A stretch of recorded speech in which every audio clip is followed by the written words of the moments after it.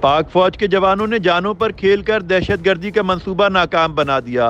مادر وطن کے 7 بہادر سپوت دھرتی ماں پر قربان، 6 دہشت گرد واصل جہنم۔ شمالی وزیرستان کے علاقے میر علی میں دہشت گردوں نے بارود سے بھری گاڑی چیک پوسٹ سے ٹکرا دی، نتیجے میں لیفٹیننٹ کرنل اور کیپٹن سمیت 7 فوجی اہلکار شہید ہو گئے۔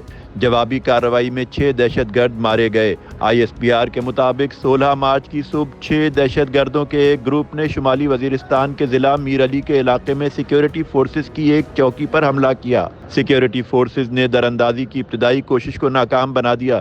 دہشت گردوں نے بارود سے بھری گاڑی پوسٹ سے ٹکرا دی، جس کے بعد متعدد خودکش بم حملے ہوئے، جس کے نتیجے میں عمارت کا ایک حصہ بھی منہدم ہو گیا۔ اس حملے میں مادر وطن کے 5 بہادر بیٹوں کی شہادت ہوئی۔ شہداء میں حوالدار صابر نائک خورشید، سپاہی ناصر، سپاہی راجہ اور سپاہی سجاد شامل ہیں۔ ISPR کے مطابق کلیئرنس آپریشن کے دوران لیفٹیننٹ کرنل کاشف کی قیادت میں سیکیورٹی فورسز نے مؤثر طریقے سے جوابی کارروائی کی اور تمام 6 دہشت گردوں کو جہنم واصل کیا۔ تاہم فائرنگ کے شدید تبادلے کے دوران سامنے سے اپنے دستوں کی قیادت کرتے ہوئے لیفٹیننٹ کرنل سید کاشف علی اور کیپٹن محمد احمد بدر نے بہادری سے مقابلہ کیا اور لڑتے ہوئے قربانی دی۔